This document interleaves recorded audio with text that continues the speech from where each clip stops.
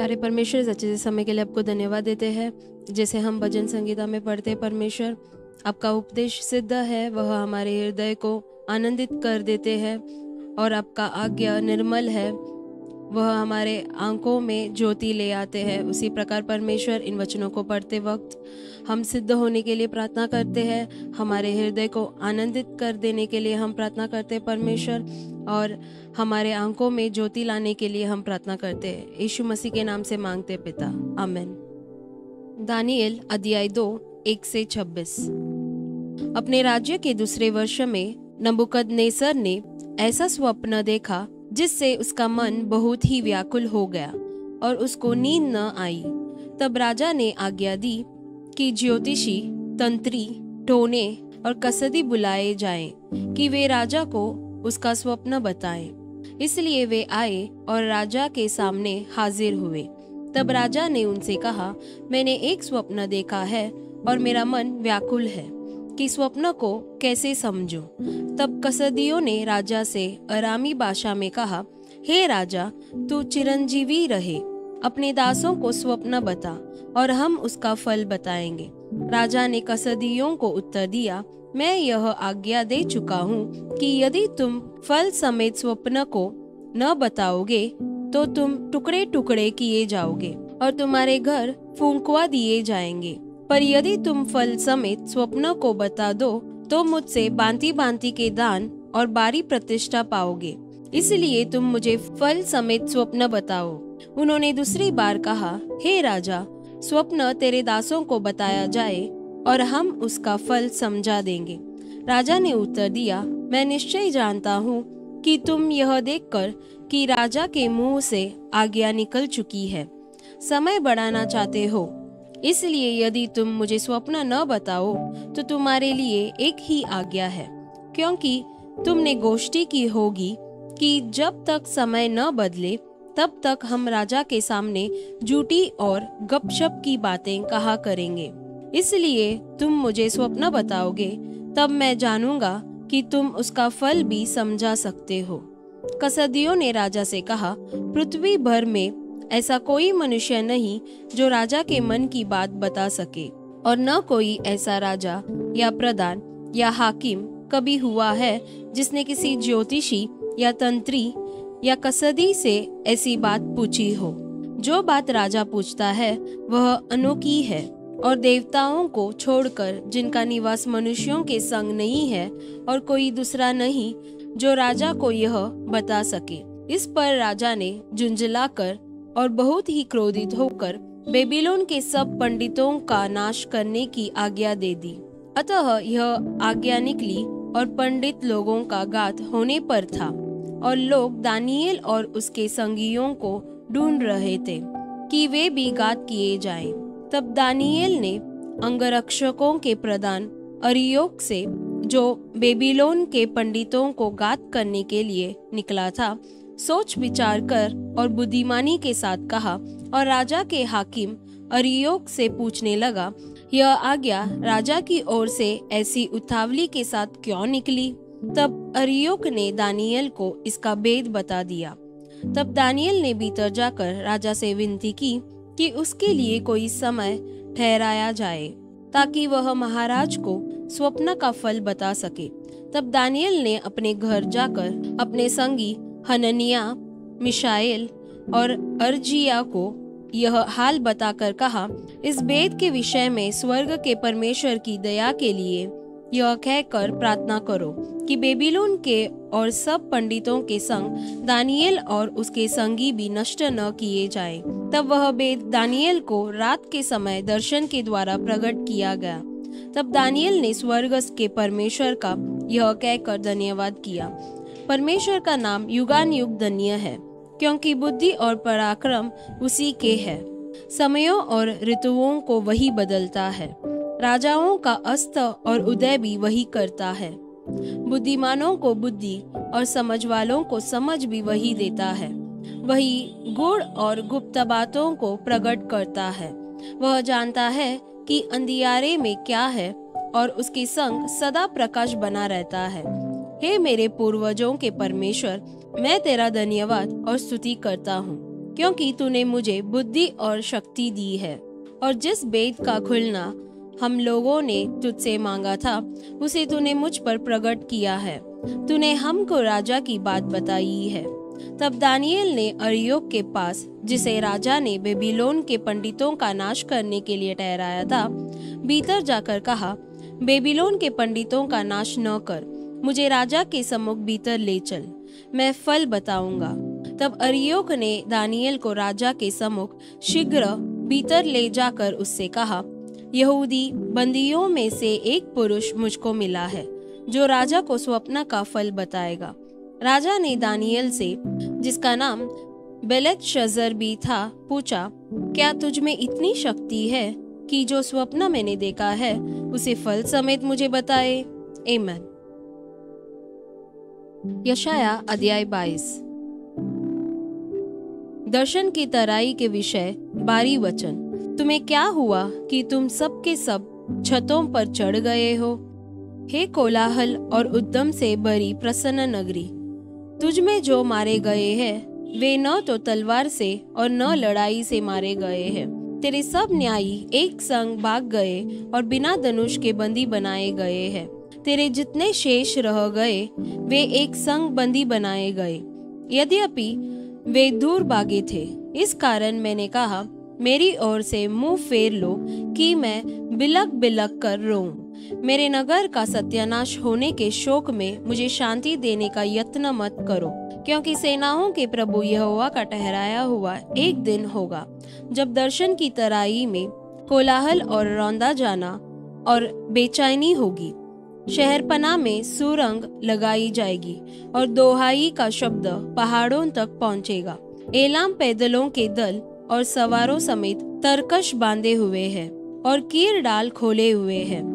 तेरी उत्तम उत्तम तराइयां रथों से भरी हुई होंगी और सवार फाटक के सामने पांति बांधेंगे। उसने यहूदा का घूंघट खोल दिया है।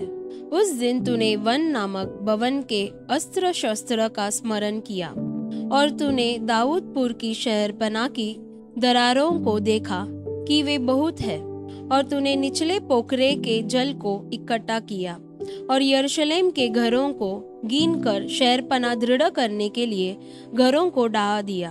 तूने दोनों दीवारों के बीच पुराने पोखरे के जल के लिए एक कुंड खोदा, परंतु तूने उसके कर्ता को स्मरण नहीं किया, जिसने प्राचीन काल से उसको ठहरा रखा था, और न उसकी ओर तूने दृष्टि की। उस समय सेनाओं के प्रभु यहोवा ने रोने पीटने, सिर मुड़ाने और टाट पहीने के लिए कहा था, परंतु क्या देखा कि हर्ष और आनंद मनाया जा रहा है।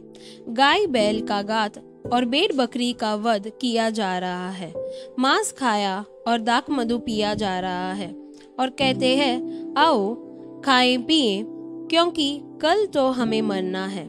सेनाओं के यहोवा ने मेरे कान में कहा और अपने मन की बात प्रकट की, निश्चय तुम लोगों के इस अधर्म का कुछ भी प्रायश्चित तुम्हारी मृत्यु तक न हो सकेगा। सेनाओं के प्रभु यहोवा का यही कहना है। सेनाओं का प्रभु यहोवा यों कहता है, शेबना नामक उस भंडारी के पास जो राजघराने के काम पर नियुक्त है, जाकर कह, यहाँ तू क्या करता है और यहाँ तेरा कौन है कि तूने अपनी खबर यहाँ खुदवाई है? अपनी कब्र ऊंचे स्थान में खुदवाता और अपने रहने का स्थान चट्टान में खुदवाता है। देख, यहोवा तुझको बड़ी शक्ति से पकड़कर बहुत दूर फेंक देगा। वह तुझे मरोड़कर गेंद के समान लंबे चौड़े देश में फेंक देगा। हे अपने स्वामी के घराने को लज्जित करने वाले, वहां तू मरेगा और तेरे वैभव के रथ वहीं रह जाएंगे। मैं तुझको तेरे स्थान पर से ढकेल दूंगा और तू अपने पद से उतार दिया जाएगा। उस समय मैं हिल्किय्याह के पुत्र अपने दास एलियाकीम को बुलाकर उसे तेरा अंगरखा पहनाऊंगा और उसकी कमर में तेरी पेटी कसकर बांधूंगा और तेरी प्रभुता उसके हाथ में दूंगा, और वह यरूशलेम के रहने वालों और यहूदा के घराने का पिता ठहरेगा। मैं दाऊद के घराने की कुंजी उसके कंधे पर रखूंगा और वह खोलेगा और कोई बंद न कर सकेगा, वह बंद करेगा और कोई खोल न सकेगा। मैं उसको दृढ़ स्थान में कुंटी के समान गाड़ूंगा और वह अपने पिता के घराने के लिए वैभव का कारण होगा। और उसके पिता के घराने का सारा वैभव, वंश और संतान, सब छोटे छोटे पात्र, क्या कटोरे, क्या सुराहियां, सब उस पर टांगी जाएंगी।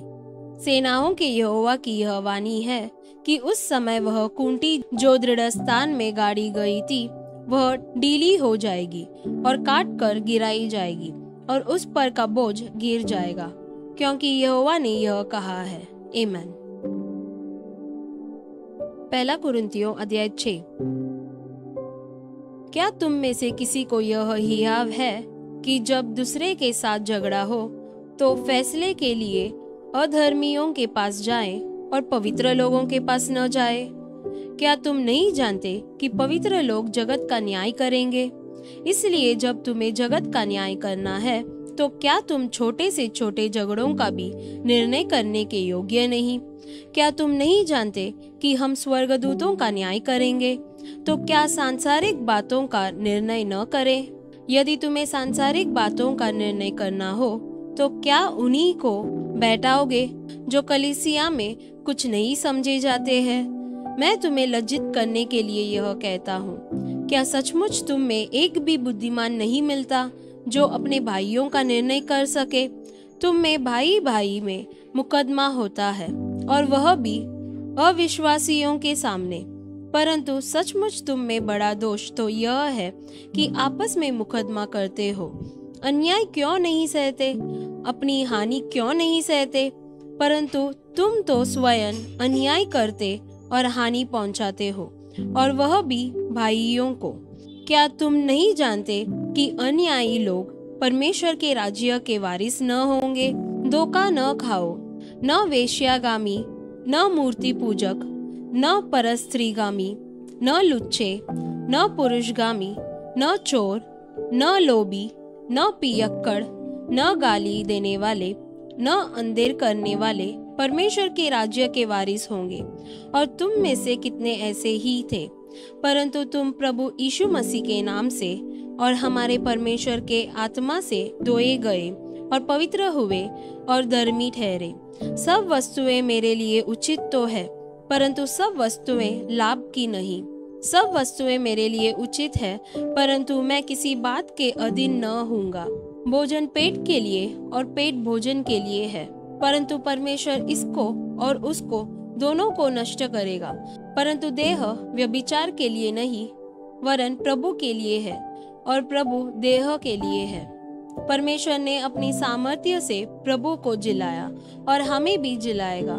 क्या तुम नहीं जानते कि तुम्हारी देह मसीह के अंग है? तो क्या मैं मसीह के अंग लेकर उन्हें वेश्या के अंग बनाऊं? कदापि नहीं। क्या तुम नहीं जानते कि जो कोई वेश्या से संगति करता है वह उसके साथ एक तन हो जाता है? क्योंकि लिखा है, वे दोनों एक तन होंगे। और जो प्रभु की संगति में रहता है वह उसके साथ एक आत्मा हो जाता है। व्यभिचार से बचे रहो। जितने अन्य पाप मनुष्य करता है वे देह के बाहर है, परंतु व्यभिचार करने वाला अपनी ही देह के विरुद्ध पाप करता है। क्या तुम नहीं जानते कि तुम्हारी देह पवित्र आत्मा का मंदिर है, जो तुम में बसा हुआ है और तुम्हें परमेश्वर की ओर से मिला है, और तुम अपने नहीं हो, क्योंकि दाम देकर मोल लिए गए हो। इसलिए अपनी देह के द्वारा परमेश्वर की महिमा करो। आमीन।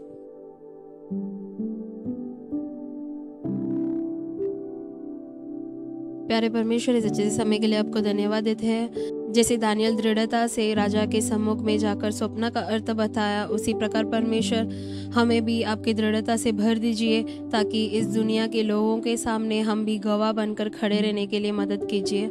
जैसे आपने दानियल को आने वाले दिनों के बारे में बताया था, उसी प्रकार परमेश्वर हमें भी आने वाले दिनों के बारे में आप बता दीजिए प्रार्थना के द्वारा, और हमारे शरीर को हम पवित्र रखने के लिए मदद कीजिए। परमेश्वर, हमारा देह पवित्र आत्मा का मंदिर है।